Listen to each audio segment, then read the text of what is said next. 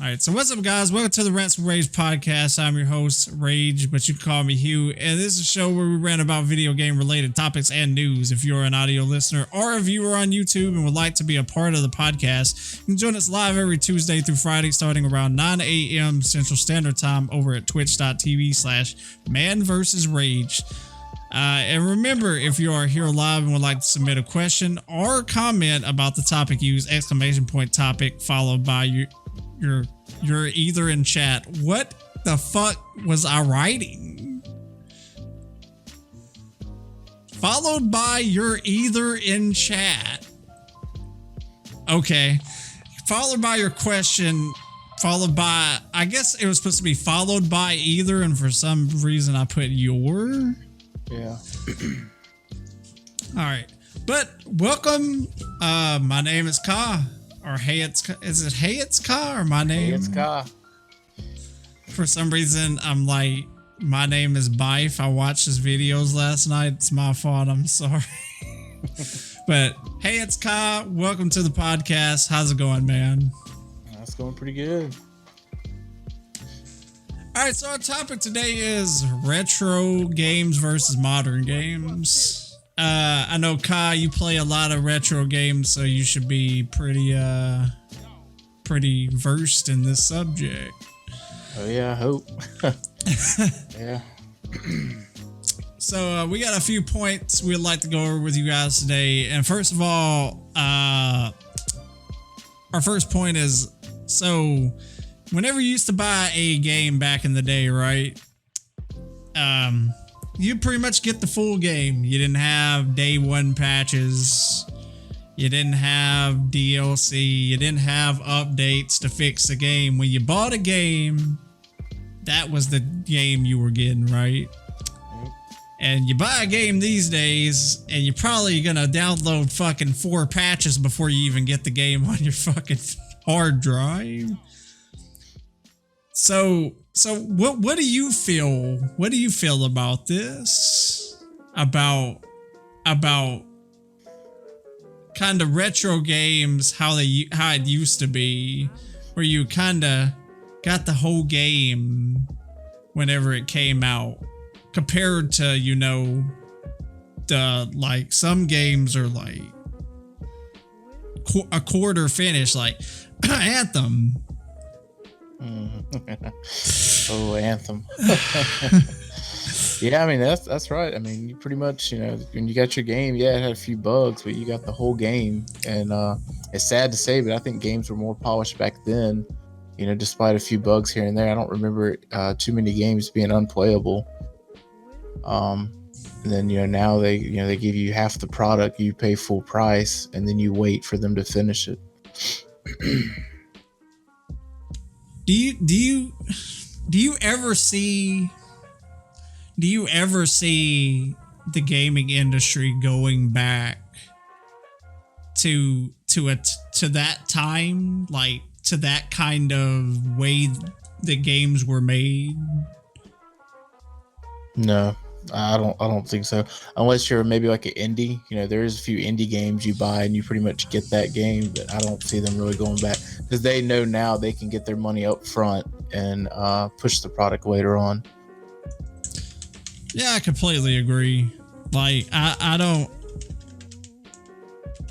see them ever doing it either. I completely agree with you on that. Would I like to see them do it? Yeah, because I think it's pretty crazy that, you know, you go out and you buy a $60 game. To be completely fair, they really should charge you more for games these days. Well, they shouldn't if it's going to be a unpolished piece of crap, pretty much. But, you know, we've been paying the same price for games for fucking years. Yeah, that's true. But, so the next point that we have is demos and magazines versus internet and influencers. So, back in the day, like when we were young, God, it feels bad saying that. I fucking feel old now. When we were young, back in my day, we got, demos like, you had your fucking, was it PS Insider or something? Was that it? I don't know. I know there was a few different magazines. But man, you used to get that disc in there, dude. My grandma worked at a fucking convenience store, so I got them for free. So fuck everybody else.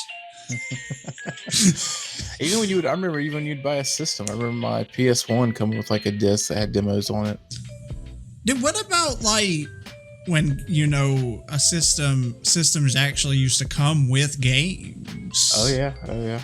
These days, like, you have to wait for like the special editions and shit like that. Back in the day, your fucking system actually came with a game.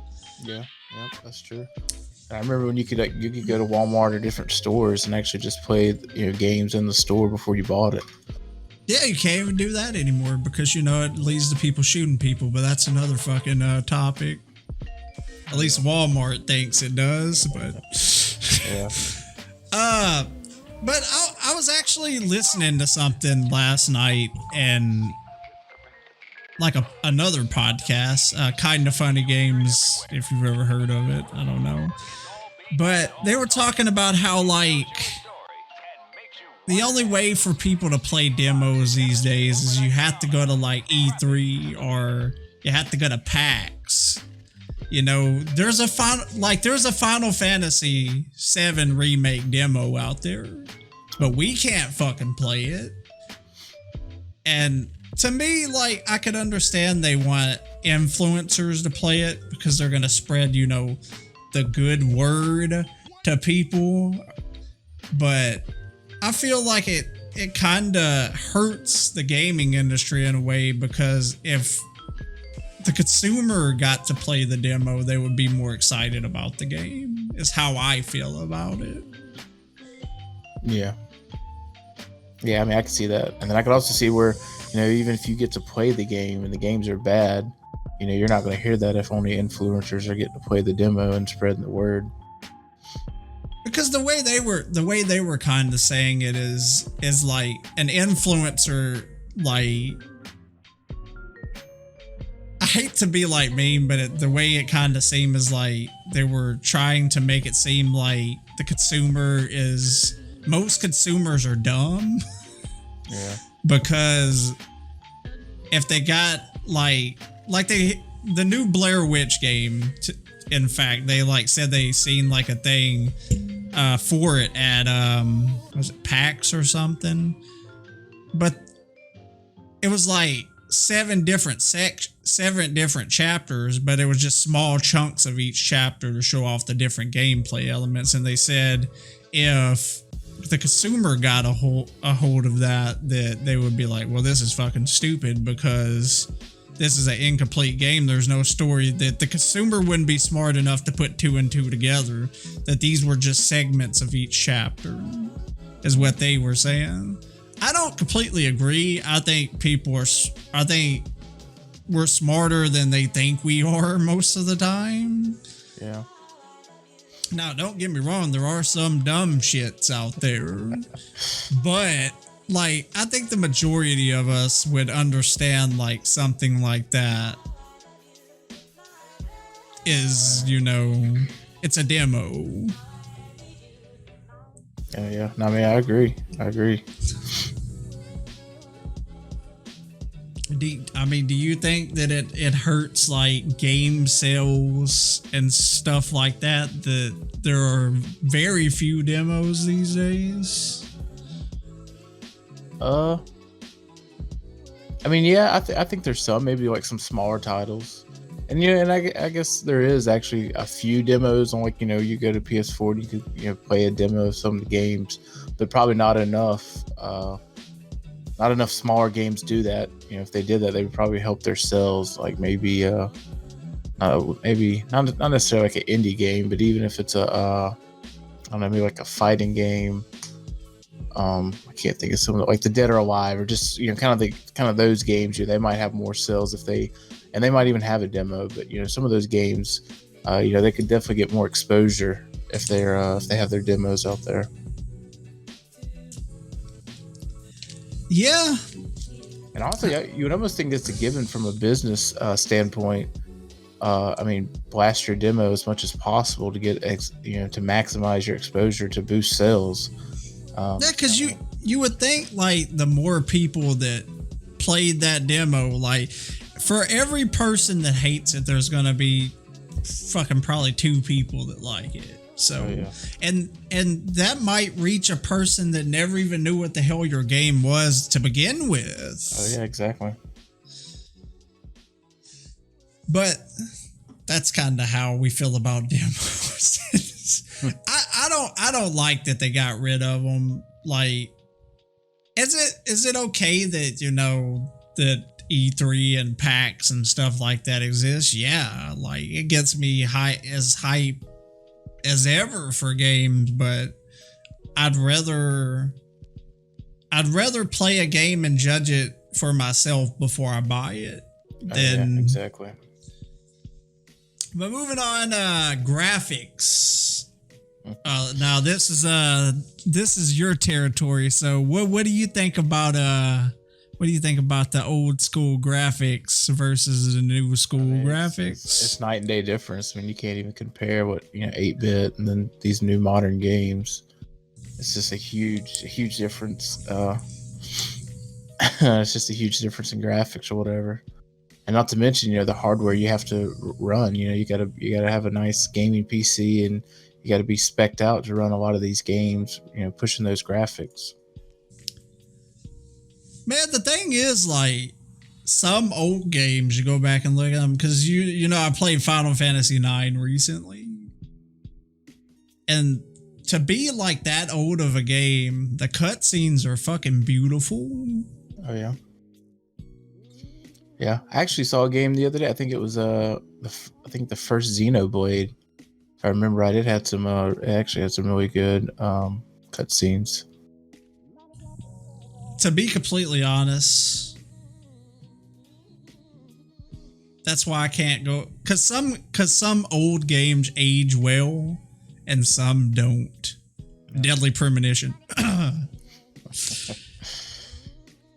Yeah, and if you go back and play it, it almost ruins the nostalgia that your fond memories of it. You go back to play it, and then it just kind of ruins it for you if it didn't age well.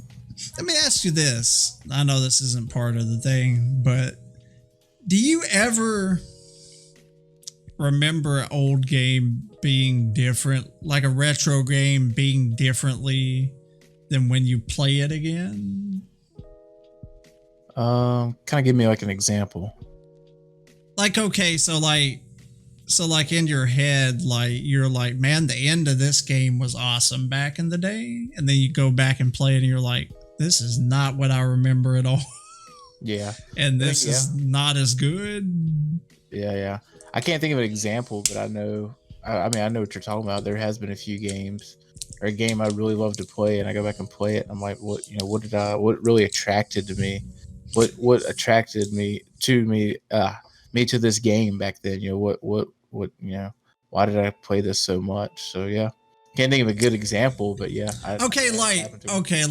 Medieval, whenever they announced that they're making this remake, and I'm fucking hype and shit, and I'm like, man, I'm gonna download a PlayStation 1 emulator. No, I didn't download a PlayStation 1 emulator because you're not supposed to do that. But I played the game, and I was like, man, this is fucking clunky as shit. I do not remember it being like this. Yeah. Yeah, but I can't really think of a game. I feel like maybe even a Terminator game I played, maybe it being like an arcade, and maybe just different mechanics. I just don't remember.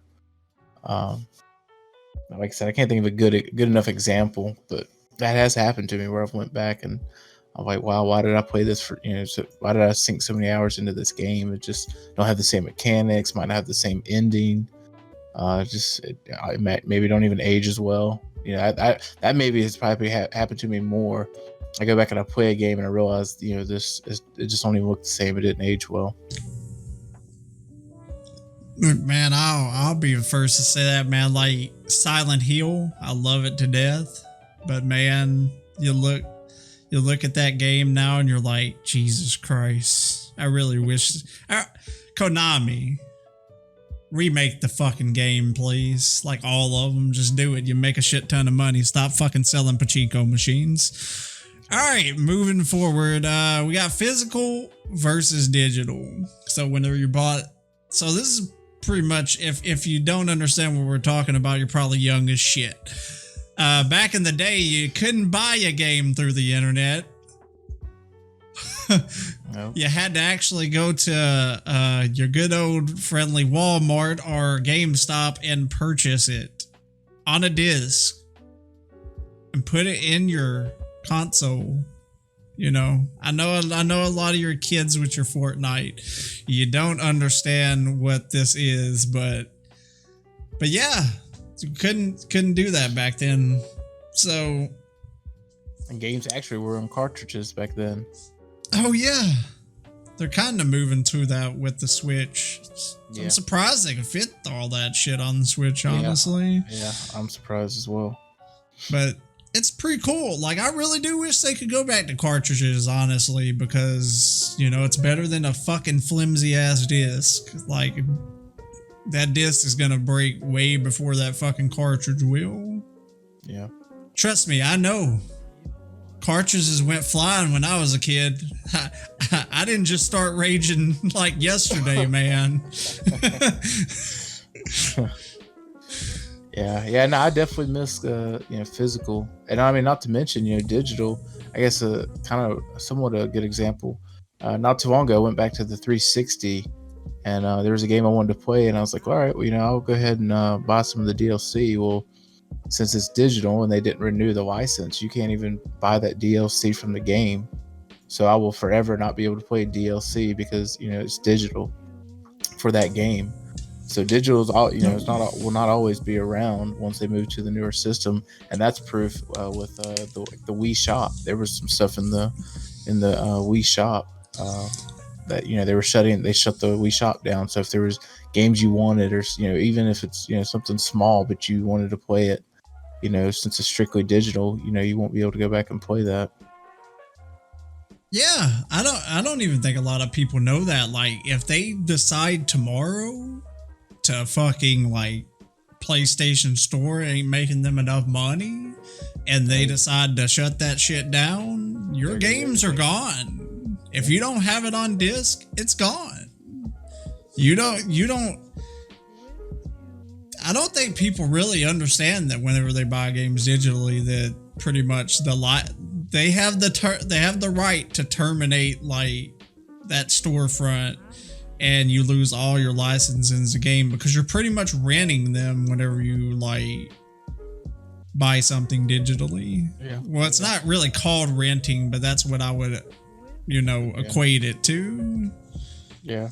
And then, in my case, the game, it was like a Bandai Namco game. So of course, if they're not going to pay to renew the license, you're out. You're not going to be able to play that game anymore if they don't renew the license.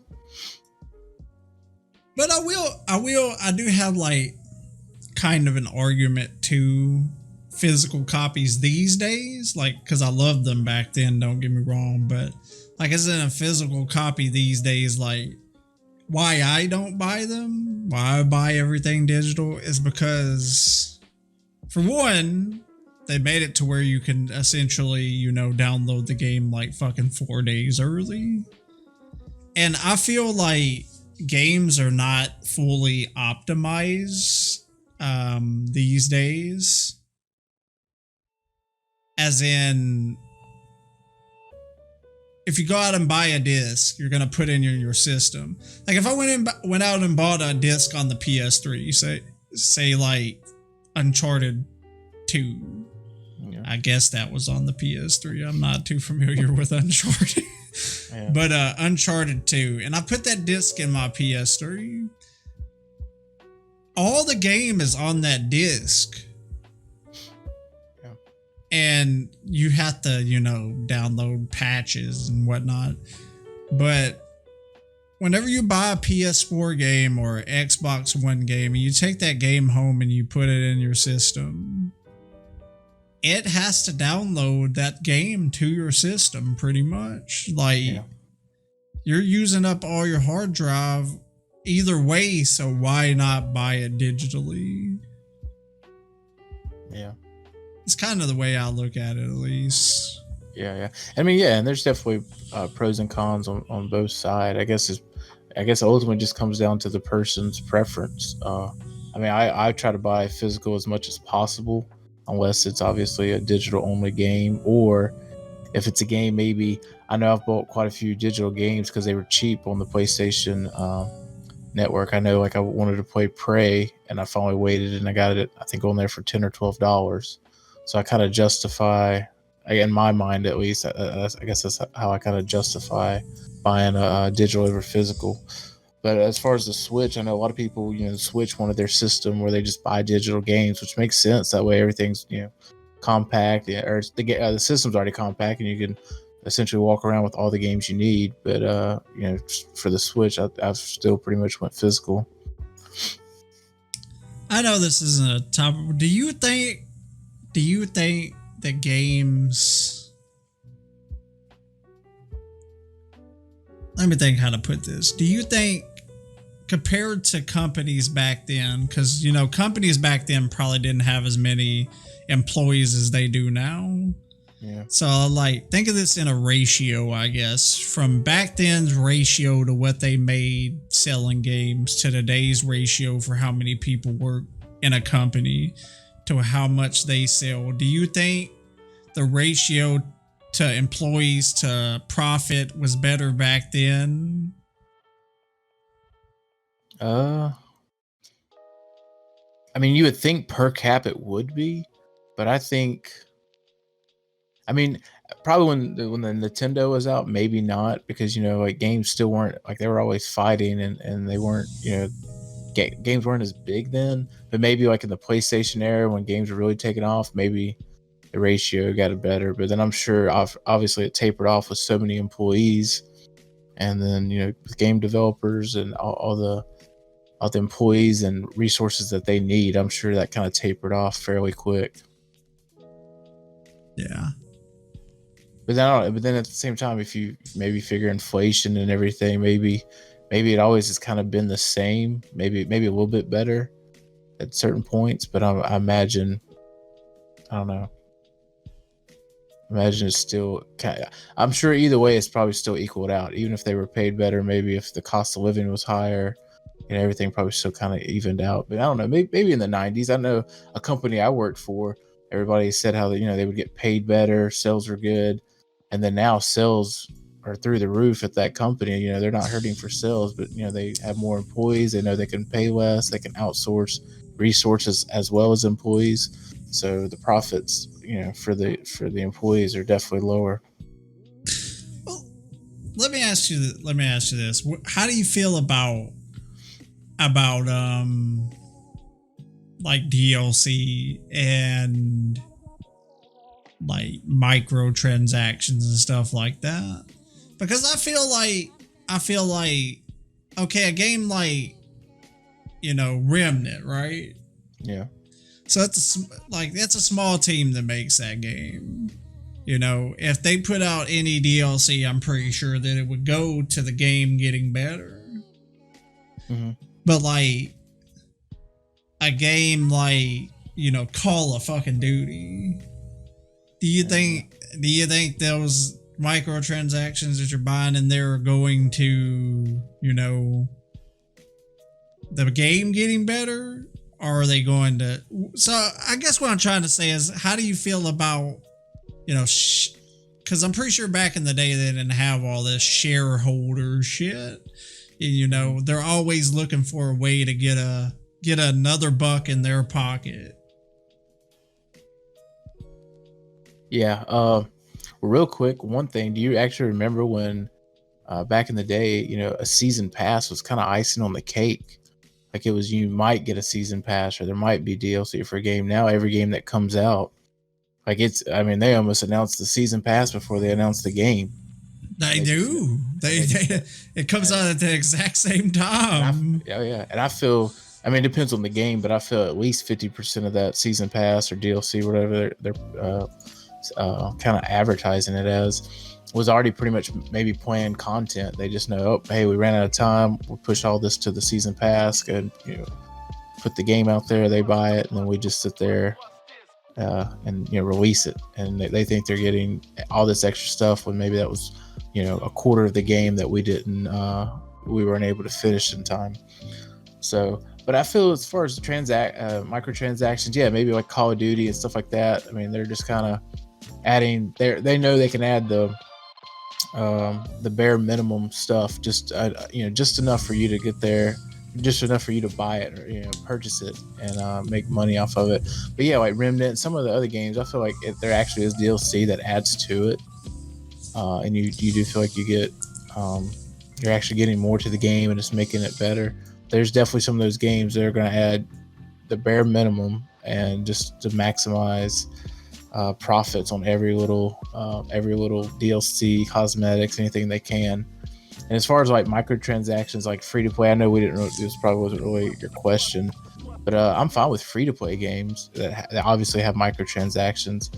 But like I noticed Apex the other day, I was reading how that one cosmetic. I guess if you want to go for it, you're essentially dropping $203 or $205, and that's just insane. Because I think the loot boxes are like $7. Loot boxes should be like $1 or $2. Like I don't understand why they don't have the concept. Make it cheap so 1 million people purchase it instead of, hey, let's make it expensive and only 100,000 people buy it. I don't really understand that philosophy. I would think if you make it cheap, everybody's going to buy at least one. If you make it $1, everybody buys at least one loot box. And okay, 5 million people bought it. You just essentially, maybe profit after profits, you just made $3 million versus, hey, let's hope the 100,000 whales in America come and buy the product. I don't really understand that mentality, but I mean, I guess whatever they feel works for them. Well, yeah, kind of the way I feel about it is I'm even in free to play games to a certain extent, I'm really iffy about loot boxes, just because I wish they would go back to I don't see a problem with it if they went back to here's a costume, because I understand these days they have to make money to make more content. Yeah. Like, it's not free to play these games. Either we're going to pay $60 and we're going to get microtransactions, or they need to make the games higher. Simple as that. Yeah. But I feel like loot boxes aren't the way for them to go with it. I wish they would go more with here's a costume, it's $2. Yeah. We have all these costumes, each of them are $2. Because people are still going to buy those costumes, because you're always going to have a person that's like, I'm going to buy everything because I want everything in this game. And I feel like that's where the shareholders come into play, and the greediness is just because when you have a loot box and you get duplicate items, and when you get a duplicate item, you get a currency in the game, which you have to get a shit ton of this currency to get more items in the game. And it leads into kind of that gambling addiction. Yeah. But yeah, we're like way off topic. But our last point in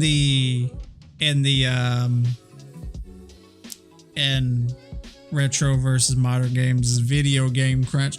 Now, I really wanted to research this, but work hates me, and Remnant has taken my life away. The struggle is real. But it's like back in the day you didn't hear this. It's like it's either did it happen and we just didn't know about it? Because I never heard of like how you hear today about like Anthem, and how people were literally fucking locking themselves in closets because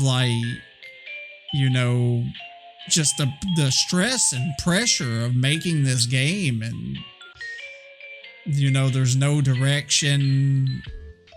The higher up people aren't stepping in and doing anything. It's crazy to me, like what we've gotten to in video games with like the crunch, and like how certain teams have to pretty much kill themselves. It's like not too long ago you hear about like Black Ops 4.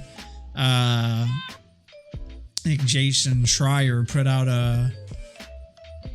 an article, and pretty much Black Ops 4 that we got wasn't even like what it was supposed to be.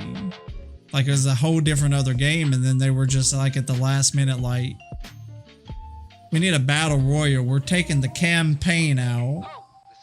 We're scrapping this game, and we're making it all over at the last second, and then they had to pretty much kill themselves to get it done. Like, do you think this was a problem back in the day? I mean, yeah, no, I don't. I really don't think it was. I think now that there's a huge emphasis on games, and there's a demand. I mean, games are so much bigger now than they were 10 years ago, or maybe not really 10 years ago, but we'll say maybe 15 to 20 years ago. I mean, yeah, there's always going to be an instance where maybe somebody loses their job.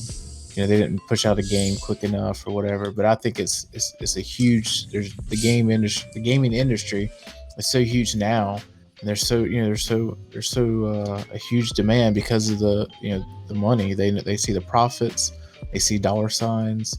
So there's definitely the crunch. But I feel like it wasn't as big back then. I mean, yeah, there's going to be a few situations where somebody lost their job and stuff like that. Like, but I mean, nothing more.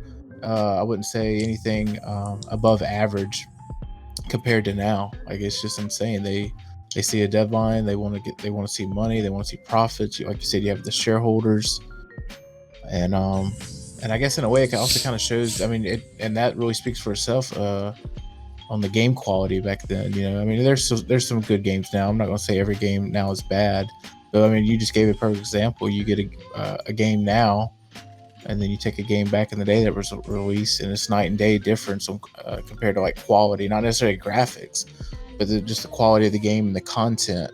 And, well, yeah, because you can't say graphics because technologically it just wasn't there back then. Yeah, exactly. But it just shows. I mean, it just shows how they have anxiety, and they have this pressure to put out a game.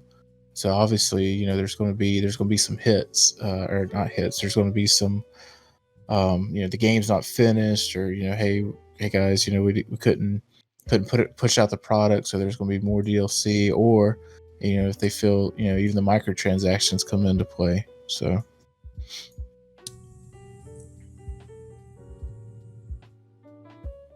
I know this is, I don't know if this would really be considered off topic, but do you think it's more the publishers like Activision and EA, or do you think the developers play a part in it as well? I mean, I do. I mean, I guess both. I mean, I'd say more of like EA, and definitely the bigger companies are going to have more shareholders and more pressure to see profits. But I mean, I think there's also some developers. Maybe I guess comes to mind is like Randy Pitchford with oh god.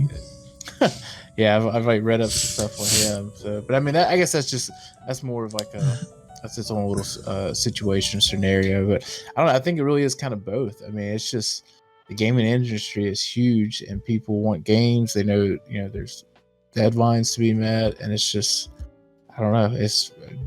I mean, you finish the product or lose your job, or lock yourself in a closet, and I mean, it's almost at a meme at this point, And then the consumers, I mean, it was gamers, we hate it for people, but on our side, hey, we still want to see that game made or whatever, not necessarily at other people's expense. But well, yeah, because consumers you are see, still asking about the games. They see it at E3.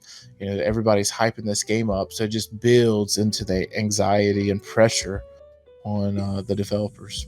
You see, like companies it seems like it's became like such a problem that things have to be pushed out so fast for people. Like, I mean, like, you get a game that just came out, like, okay, I know I keep bringing up Rim and I'm sorry, but it's like the game that I'm most familiar with right now. You get a game like that, it has issues. It's not perfect. It just came out.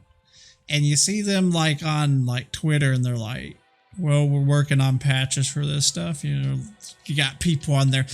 I fucking paid $60 for this game and there's this one problem and you need to fix it now. And it's like, and then you got like Fortnite, right? Like I'm not a fan, but it pushes out content like crazy, dude. And you have like, okay, like a competitor to Fortnite, Apex Legends, they push out content more slowly and they're like, we're not going to kill our people. We're going to put out content at our own pace. But it's crazy to see people's reactions to like Apex Legends and them saying like, we're going to take it slow so our people aren't killing themselves. And they're like, well, you're not putting out content fast enough. Yeah. And, you know, and this kind of goes, I mean, it's not really off topic because, I mean, it's just kind of, I mean, I think America and maybe even the rest of the world, I always hear how the rest of, like, America is constantly moving, like, on the go. And, you know, they want, you know, we almost want things instantly. You know, we're so used to technologies, you know, I mean, almost every day technology is, you know, constantly upgrading. And, you go to a Monday and your phone's nice and fast and all that. You go to a Tuesday and there's already a newer product. Technology is just moving so quick.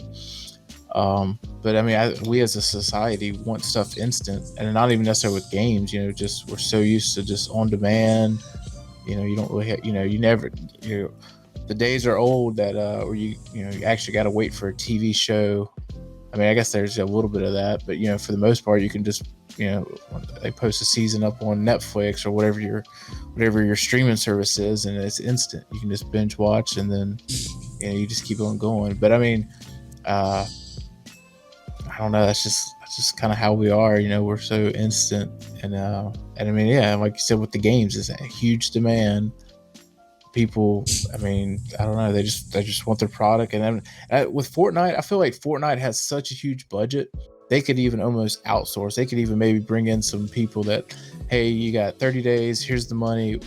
Make this product, and maybe they even just kind of like almost contract out their people, and those people just, you know, hurry and make the product, and then, you know, maybe they can kind of keep outsourcing. And obviously, what's the developer with Apex? Respawn. So they don't have as big as a budget, maybe not as people, and it's good to know that they're not killing their people. But also, you know, if their budget was probably bigger, they could probably push out more content. And you know, I don't know. Well, all right. So, this is the part where we're going to go to the questions that got sent in. There goes Suicide. What's the topic? It was retro versus modern games. Suicide. Jesus Christ. Read.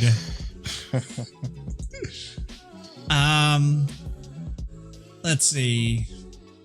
Dirty Dan says, why are modern games continuing to get worse? Yeah, I mean, honestly, we kind of mentioned that. I mean, there's such a demand to push the game out. And they already know that, hey, we can push the game out. People go ahead and pay us up front for the game. You know, there's pre-orders. Maybe not so much. Well, even with digital, you can pre-order digital games like on the PlayStation and Xbox. And their selling point is, hey, if you pre-order, you know, you can go ahead and start downloading it at midnight of the release date. So essentially, they just know that they can go ahead and get the money up front and, you know, push out the game at whatever percentage of completion that is, you know, at, and then put the rest in DLC or season pass. I believe it was a top corporate guy at Activision that said this to his employees. or it was either that or in a statement or something like that. He literally said that at Activision, we want to make it to where it isn't fun for people to make video games anymore. Oh, wow. And like, you can see it just happening too. Like just, well, except with the new Call of Duty, I feel like they took a step in the right direction. They were like, we're giving you all the maps for free, but we'll have to wait and see, because how many fucking like diamond and rainbow skins are they gonna have in the fucking game? You know, I don't know that yet. But I just think to me, I feel like why it's getting worse is just the hierarchy of things. It's the people at the top. They're like, we have way more investors now. We have to make we have to scrape every penny in that we fucking can, because we have, for one, you have a bigger company, so you have more employees to pay. Two, you have investors now. They're gonna want a good return if they're investing in your product. And pretty much the only way for these people, and then the people at the top have to worry about lining their own fucking pockets too. And you have to worry about paying, contractors to come in and test your game, which don't even get me started. I don't know if you heard about the whole Black Ops 4 thing with them, their play testers, what they did to them. No, I didn't hear about that. Oh, they brung play testers in to test the game. They pretty much paid them crap. Whenever like they would have lunch and like they would order all these pizzas and shit, they would be like, y'all can't eat until the developers get their fucking feel first. They were working these people like 12-hour days, I believe, and like just treating them like crap. Like, but still they have to pay them, even though they treat them like shit. There's so many people that touch the gold that goes into the pot, Oh yeah. That these days I feel like it's convoluted, the gaming industry. Like, that's why I feel like whenever you have smaller games that come out, you're like, man, this is fucking awesome, and it's better than this game that's supposed to be a AAA budget game. Yeah. A good example of that, Stardew Valley. I mean, it might not be might not be a game you would play, and normally not a game I would play. I never really played Harvest Moon type games, but I was really impressed how well that game was. And I want to say that was just one guy that made that game, maybe two. It was for sure a small team that made that game. Let me ask you this: before we get into the next question, which I'm pretty sure is the last one. How do you feel about newer companies taking the retro game aesthetic? Which I think actually this kind of leads into Suicide's question, since I feel that many modern indie games have tried to go for the retro look. I am, however, disappointed at the number who simply believe that going with pixel art achieved this. And then he goes on to say the best modern retro game was Thimbleweed Park, which I have no idea what that is. No. I was gonna say a good example of a good game, even though I haven't played it a whole lot, was trying to think of Octopath Traveler. I feel like that was actually, I mean, obviously they went with like the 8-bit or pixel art style, but it actually tells a good story. Like, they didn't just use their graphics to pull people in. They didn't just use the pixel art to say, oh, hey, to kind of pull in the retro people. They actually put a good story behind it, good game mechanics, just an overall great game. But I mean, I could see where, like you're saying, maybe if some games that they just use that to get people's attention and still put out a bad product. I mean, obviously that's not gonna work either. Do you think that some of these people go into it with the mindset of, if we make this look like a game from the past, it'll sell off of just nostalgia? I mean, maybe at a certain point, but if they're smart, they would realize realize the what do you call it, the people that play game are easily, teenagers and kids. Not all of them, but I would say now the majority is 25, maybe what 30 and younger, or maybe 24 to like, I don't know, say maybe 12 to 24 is like the majority.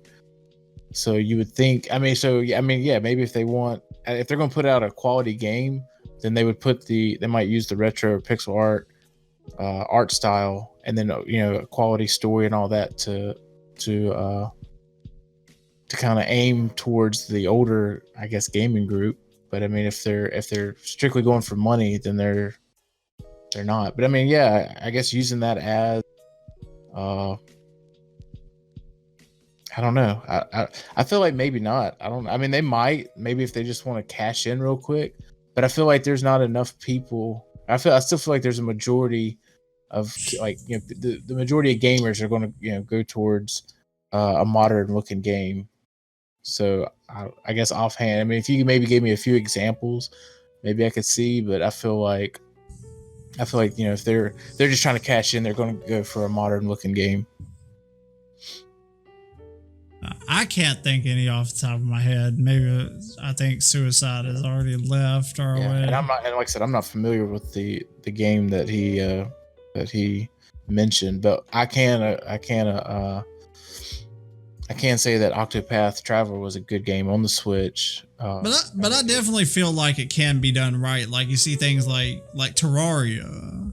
It's like an old school looking game, and it's freaking fun as hell. Yeah. There's other ones that slip my mind. Yeah. And I mean, I guess in a way you could kind of say, I guess you couldn't really say Minecraft. I mean, he had his own little thing, but yeah, I remember. I mean, that is a good example. That was a fun game. But anyways, I guess we'll wrap the podcast up for the day. How about you tell everybody where they can find you on the internet and what you do? Yeah, so I pretty much stream on Twitch. You can find me at Hey It's Ka. Stream retro games. It's been a little while since I played streamed some retro games, but stream a variety of games on there. And you can also reach me on Twitter at the real Ka. And then if you want to even, I guess you can't really link my Discord, but pretty much I just use those two platforms or forms of social media. Well, I believe on Discord, I believe you could just look for, what is your Discord's name? Is it Hey It's? No, it's actually, okay, so you can. So it's Retrocast with Ka. Okay, so look that up, join his Discord. Well, thank you, Ka, for being on the podcast. It's actually quite fun to actually have someone to banter with instead of trying to figure out everything by myself because I suck at it. I appreciate you having me. But yeah, I can see how having like a co-host or guest, it does help you. You have at least one person to kind of bounce back topics and. Oh, it's a lot easier. Because I'm sitting here while you're talking, I'm like listening to you, and I could think of what I'm like. Oh man, we didn't even put this in here. We could talk about this shit. Yeah. But if you're here live, we won't be stopping the stream. But if you enjoyed the podcast, you can support by following the channel. Or if you're listening on another platform, by subscribing. Remember to come hang out with us live every Tuesday through Friday around 9 a.m. Central Standard Time over at twitch.tv/manversusrage. As always, this has been the Rants with Rage podcast, and we'll see you guys next time. Later.